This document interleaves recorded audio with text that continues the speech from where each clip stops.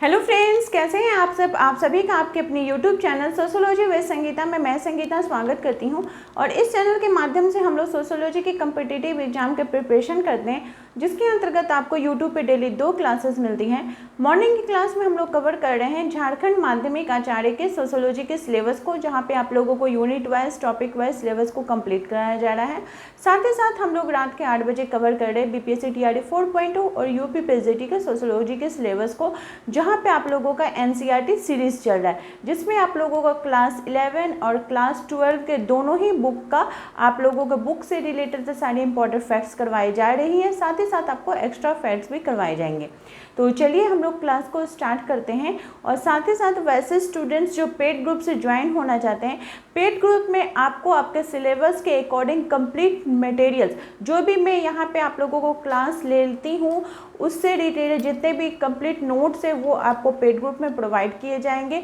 साथ ही साथ extra material भी आपको प्रोवाइड किए जाएंगे जो कि आपके एग्ज़ाम के पॉइंट ऑफ व्यू से आपको हेल्पफुल होने वाले हैं।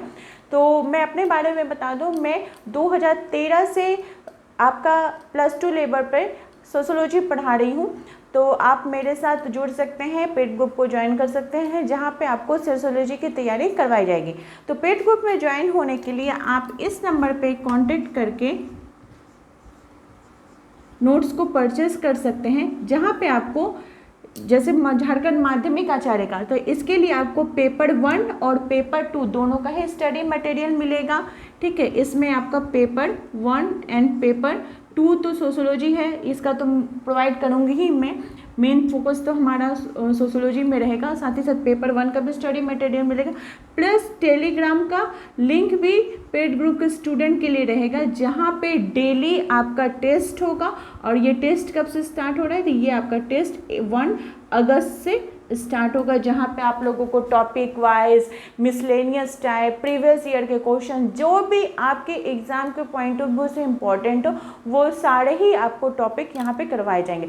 जैसे देखिए, मैं जो आपको एक्स्ट्रा मटेरियल प्रोवाइड करूँगी तो उसमें बुक्स और ऑथर्स का नेम दूंगी। तो एक दिन मैंने आप लोगों को बोल दिया कि आप लोग पुस्तकें वाला जो टॉपिक है उसको पढ़ के आइएगा, तो फिर आप उस पीडीएफ को, उस पूरे पीडीएफ को आप लोग पढ़ लिए।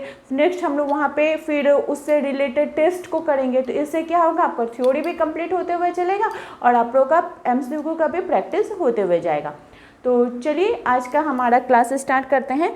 हम लोग आज का जो हमारा क्लास है इसके अंतर्गत यूनिट हम लोग का 7 चल रहा है। यूनिट 7 के अंतर्गत जो टॉपिक है वो है शास्त्रीय विचारक। क्या है? शास्त्रीय विचारक। शास्त्रीय विचारक के अंतर्गत आपको 3 थिंकर दिए गए हैं पढ़ने के लिए, एमानुएल दुर्खिम, कार्ल मार्क्स और मैक्स वेबर। इन तीनों का तो हम लोग पढ़ेंगे ही, एनसीईआरटी बुक में हम लोग का जो दिया है उसको भी पढ़ेंगे, प्लस मैं आपको जो नोट्स प्रोवाइड करूँगे उसमें एक्स्ट्रा भी आप लोगों को जो थिंकर्स हैं उनका दूंगी, ताकि कोई भी क्वेश्चन जैसे बाहर ना जाए। तो आज के क्लास में हम लोग पढ़ने वाले हैं कार्ल मार्क्स के संदर्भ में। किन के बारे में? तो कार्ल मार्क्स से रिलेटेड आज का हमारा टॉपिक होने वाला है। तो चलिए एक एक करके फिर उसके बाद फिर हम लोग मैक्स वेबर को पढ़ेंगे। तो कार्ल मार्क्स ये क्या है? बहुत ही आप बोल सकते हैं एक ऐसे राजनीतिज्ञ हैं जिन्होंने जो समाज की अवधारणा अपनी इतने, उनका जन्म कब हुआ है? 1818 में हुआ है। ठीक है, तो फिर उन्होंने जब अपने समाज, कम से कम हम बोल सकते हैं 200 साल आप मान के चलिए, ठीक है, मतलब कितने साल पहले जो उन्होंने अपने समाजशास्त्र की अवधारणा दे दी, उनका जो वर्ग संघर्ष का सिद्धांत उन्होंने दे दिया, जिसको अभी भी लोग फॉलो कर रहे हैं और आगे आने वाले जनरेशन भी फॉलो करेंगे। उन्होंने ऐसे अपने सिद्धांत को दिया कि हर एक थ्योरी के अंतर्गत हम लोगों को कार्ल मार्क्स का प्रभाव देखने को मिलता है। तो कार्ल मार्क्स जिनका कि जन्म हुआ था 5 मई 1818 को और इनकी मृत्यु हुई थी 14 मार्च 1883 को। ठीक है, इनका जन्म कहाँ हुआ था? जर्मनी, राइसलैंड में हुआ था। कार्ल मार्क्स को मजदूरों का मसीहा कहा जाता है। मजदूरों का मसीहा किसे कहा जाता है? आपको कार्ल मार्क्स को कहा जाता है। ये वैज्ञानिक समाजवाद के जनक भी हैं। क्या है? वैज्ञानिक समाजवाद के जनक। इनका जर्मन में जन्म होने के कारण ये जर्मनिस्ट है। ठीक है, फिर राजनीतिक विज्ञान में इनकी बहुत ही ज़्यादा रुचि है। अर्थशास्त्र के ये बहुत अच्छे ज्ञाता हैं। तो अगर इनकी थ्योरी की बात करें तो इन्होंने द्वंद्वात्मक भौतिकवाद का सिद्धांत, ऐतिहासिक भौतिकवाद, वर्ग संघर्ष, अलगाव, स्ट्रक्चर आपका एंड सुपर स्ट्रक्चर के बारे में बात करते हैं।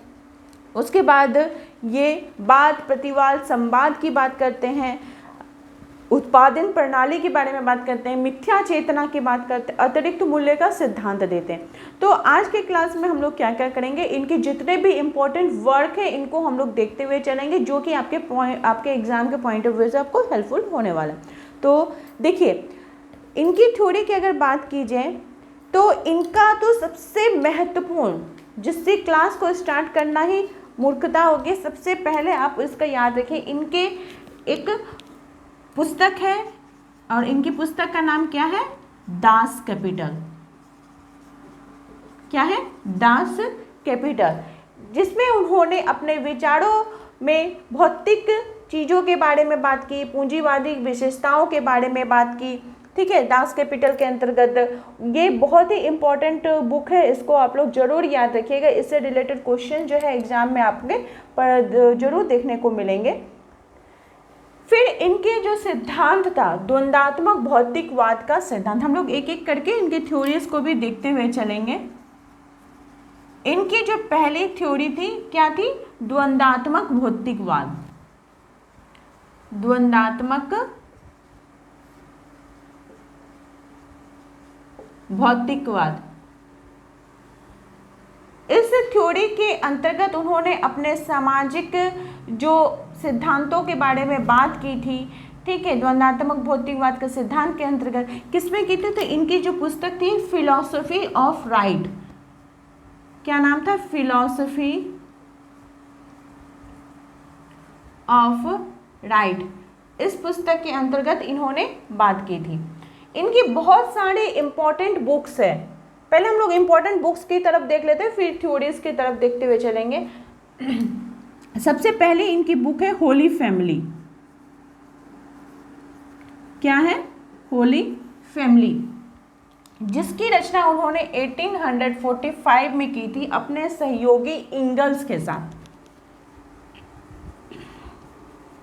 ये इनके सहयोगी हैं, इनके साथ उन्होंने इस पुस्तक की रचना की थी। और इसी पुस्तक के उन्होंने जो समाज के अंतर्गत दो वर्गों के बारे में बात की है, सर्वहारा और बुजुर्गा वर्ग। तो जो सर्वहारा शब्द है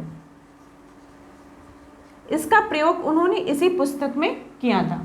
ठीक है, नेक्स्ट है इनकी बुक है जर्मन आइडियोलॉजी, जर्मन आइडियोलॉजी। ये इसकी रचना इन्होंने कब की थी, तो 1847 में की थी। ठीक है, ये भी इन्होंने अपने सहयोगी इंगल्स के साथ किए थे, मार्क्स एंड इंगल्स। ठीक है, अपने सहयोगी इंगल्स के साथ इस पुस्तक की रचना की थी। इसमें उन्होंने द्वंद्वात्मक और अपना जो ऐतिहासिक भौतिकवाद का सिद्धांत है इसको वर्णन किया था। क्या किए थे, द्वंद्वात्मक एवं ऐतिहासिक जो अपना सिद्धांत उन्होंने दिया था, ऐतिहासिक भौतिकवाद का सिद्धांत, इसमें उन्होंने वर्णन किया था। ठीक है, नेक्स्ट है प्रॉपर्टी ऑफ फिलोसफी। नेक्स्ट इनकी बुक क्या है, मैं इसको रफ कर देती हूँ ताकि आप लोगों को दिखने में सुविधा हो।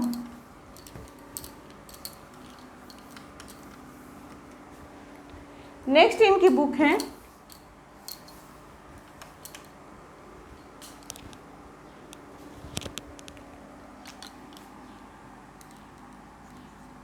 प्रॉपर्टी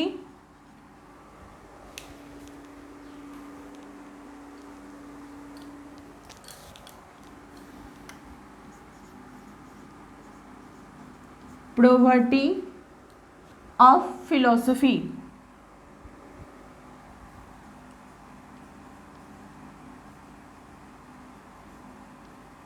इसकी रचना भी इन्होंने 1847 में की थी। कब की थी, तो 1847 में की थी प्रॉपर्टी ऑफ फिलोसफी।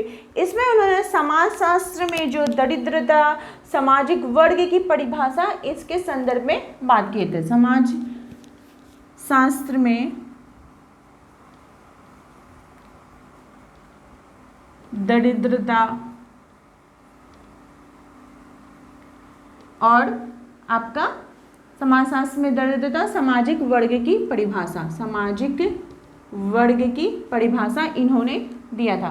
फिर है इनकी बहुत ही इंपॉर्टेंट है कम्युनिस्ट मैनिफेस्टो, साम्यवादी घोषणा पत्र, कम्युनिस्ट मैनिफेस्टो जिसका हिंदी में अनुवाद है साम्यवादी घोषणा पत्र। ठीक है, इसमें उन्होंने एंगल्स महोदय के साथ उन्होंने इस पुस्तक की रचना की थी। आप लोगों का आज का होमवर्क रहा, मुझे कमेंट करके बताइए कि कम्युनिस्ट मैनिफेस्टो का प्रकाशन वर्ष क्या है। ठीक है, कम्युनिस्ट मैनिफेस्टो का प्रकाशन वर्ष क्या है जिसमें उन्होंने साम्यवादी व्यवस्था के संदर्भ में बात की थी। नेक्स्ट है the class struggle, the class struggle, ठीक है, इन फ्रांस, वर्ग संघर्ष। ठीक है, the class struggle in France कब की थी, तो 1850 में। नेक्स्ट इनकी बुक है contribution to the critique of political economy, contribution to the critique of political economy 1851 में। ठीक है, सॉरी ये था 1859 में, the contribution to the political economy, इस पुस्तक की उन्होंने रचना की। अब हम लोग एक एक करके इनके सिद्धांतों को देखते हुए चलेंगे, इनके सिद्धांतों को समझते हुए चलेंगे। ठीक है,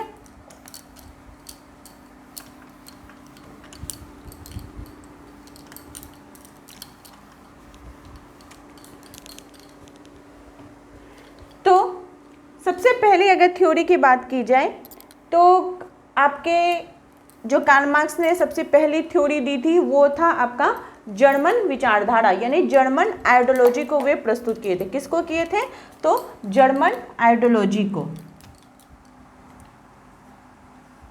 जर्मन आइडियोलॉजी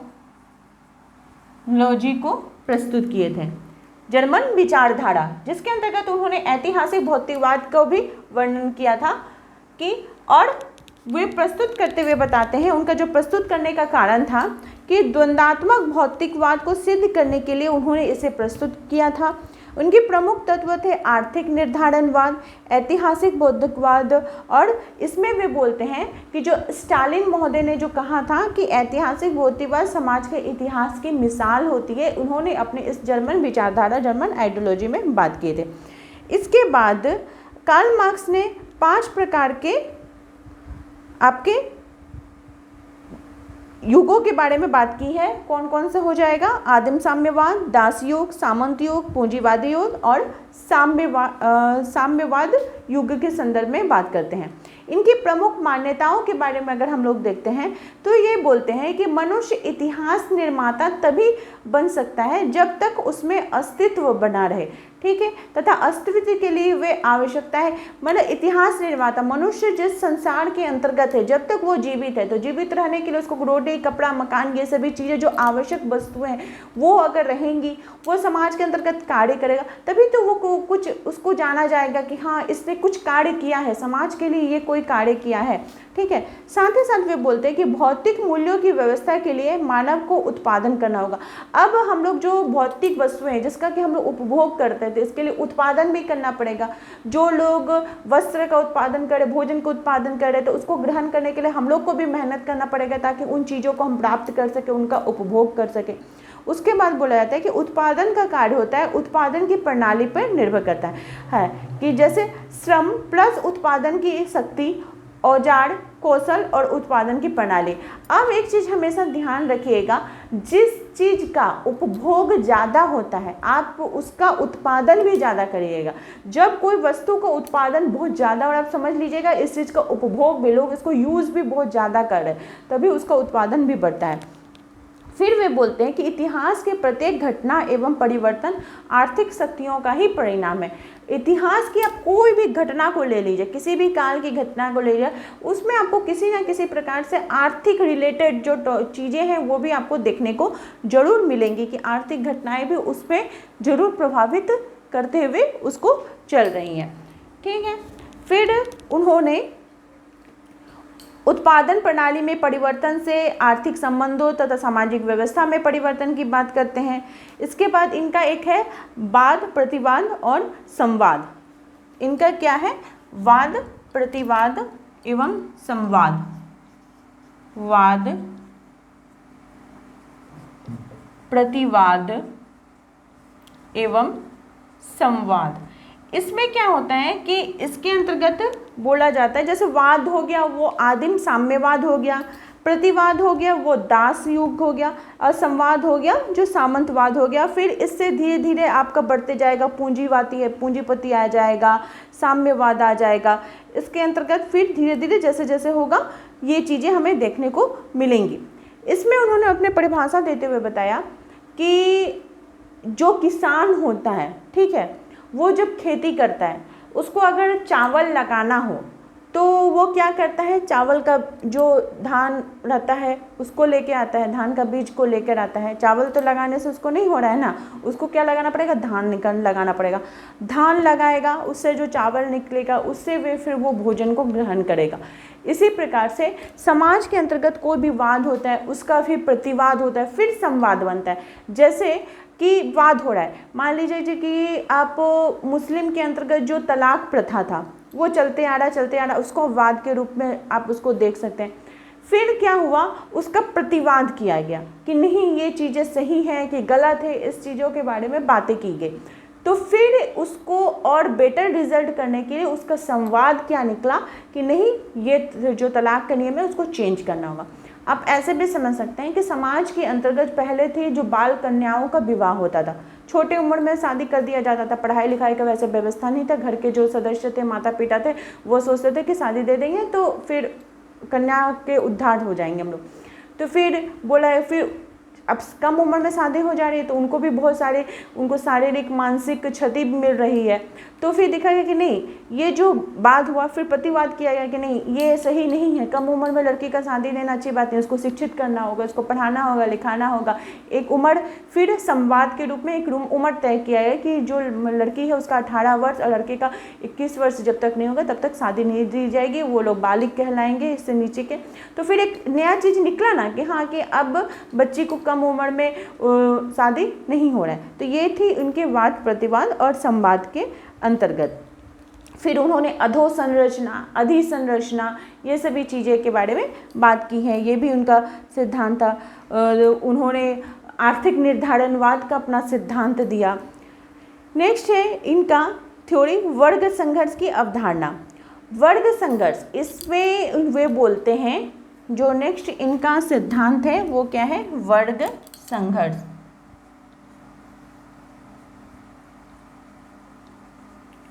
वर्ग संघर्ष, वर्ग संघर्ष, इसमें उन्होंने बुजुर्वा और सर्वहारा ये दो वर्गों के बारे में बात करते हैं।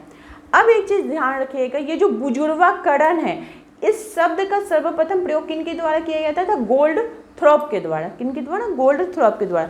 इसमें बोला जाता है कि जो बुजुर्वा और सर्वहारा है, जो पूंजीपति वर्ग है वो क्या हो रहा है, और पूंजीपति दिन के दिन होने जा रहा है। जो सर्वहारा है, जो लेबर कास्ट के हैं, उनको क्या हो रहा है, समाज में उस प्रकार से उनको आर्थिक लाभ नहीं मिल पा रहा है, अपने जमींदारों से लाभ नहीं मिल पा रहा है। वो सोच रहे हैं मेरे साथ ऐसा जो भी हो रहा है वो भगवान का देन है, भगवान की मर्जी है। इसके लिए उन्होंने बोला है कि धर्म जो है वो जनता के लिए अफीम है। ये कथन भी कार्ल मार्क्स जी के द्वारा दिया गया। बोला कि नहीं भगवान ही कर रहे हैं जो कर रहे हैं, मेरा अगर शोषण हो रहा है तो भगवान ही कर रहे हैं। ये सभी चीज़ें इसके अंतर्गत बात की गई। फिर कार्ल मार्क्स बताते हैं कि जब वर्ग स्वयं में होता है तो क्लास इट इनसेल्फ होता है, और वही वर्ग जब स्वयं के लिए वर्ग हो जाता है तो क्लास इनसेल्फ हो जाता है। इसमें क्या बोला जा गया कि वर्ग के अंतर्गत जो शोषित वर्ग है, शोषक वर्ग के द्वारा जो शोषित वर्ग का शोषण किया जा रहा है, अगर उनके अंतर्गत चेतना आ जाती है, ठीक है, वर्ग के अंतर्गत चेतना जब आती है तो वो क्या कहलाती है, वो सोचने लगते हैं कि नहीं हमको भी ये समाज में और अच्छा काम करना है, बेटर काम करना है। तो ये मिथ्या चेता हमें देखने को मिलती है, जिसके अंतर्गत एक उनका जो थ्योरी था मिथ्या चेतना के बारे में भी वो बात करते हैं। किसके बारे में, तो मिथ्या चेतना, इसके संदर्भ में भी बात करते हैं, ये भी इनकी थ्योरी थी। इसमें बोलते हैं कार्ल मार्क्स कि जो मिथ्या चेतना है इसका जो केंद्रीय तत्व है, वर्ग चेतना का जो केंद्रीय तत्व अपने आप के लिए वर्ग है। इसमें वो असमानताओं की व्याख्या करते हैं कि कैसे समाज के अंतर्गत असमानता व्यापक, कैसे हम उसको अपने से उसको उभार सकते हैं, इन सभी चीज़ों के बारे में बात की गई है। उसके बाद नेक्स्ट इनकी थ्योरी है अलगाव की अवधारणा, ठीक है। नेक्स्ट को क्या थ्योरी है, अलगाव की अवधारणा।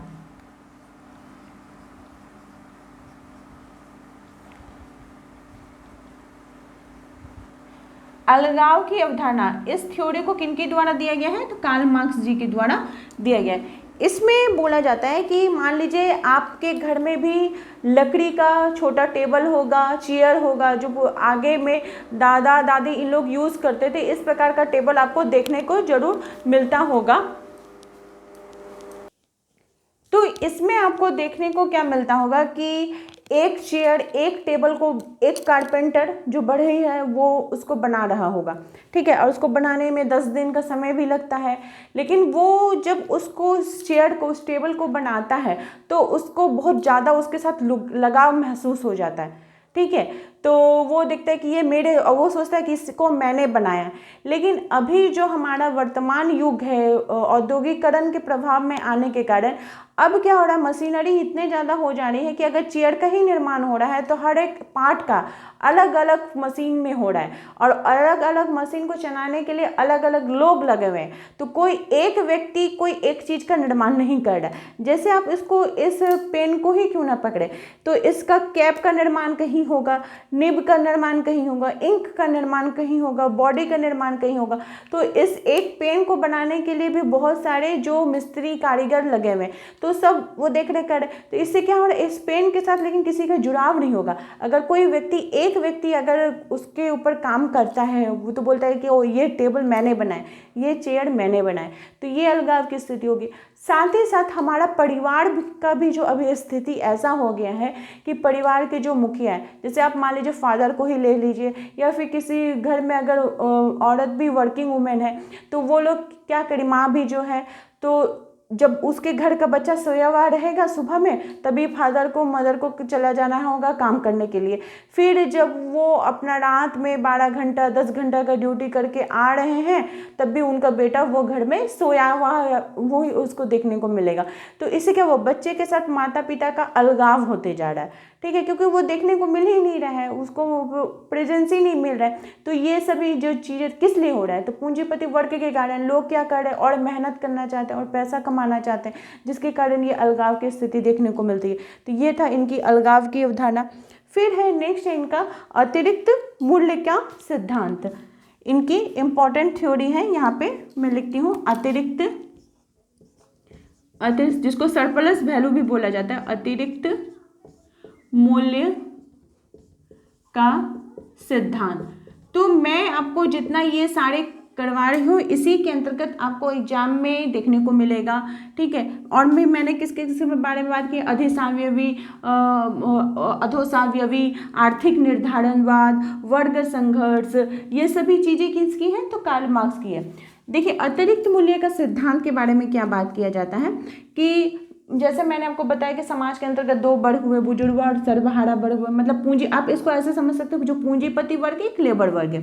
तो पूंजीपति वर्ग और लेबर वर्ग के अंतर्गत कोई एक कलम बन रहा है, ठीक है, कोई पेन बन रहा है, ठीक है, पेन बन रहा है, उस पेन का दाम है 4 रुपया। लेकिन जब उसको मार्केट में भेजा जा रहा है, मार्केट में उसका बिक्री हो रहा है, तो उसका और 6 रुपया दाम प्लस करके, जिसमें आपको उसको 10 रुपया में बेचा जा रहा है। और इस 4 रुपया में आपका पेन जो बेचा जा रहा है उसमें आपका पेन का बनावट में जो खर्चा आ रहा है, ट्रांसपोर्ट का जो खर्चा आता है, ये सभी चीज़ें इसके अंतर्गत आ गई। और ये जो 6 रुपया है ये आपका प्रॉफिट हो गया। पेन का दाम खड़ा हो गया किसमें, 10 रुपये में खड़ा हो गया।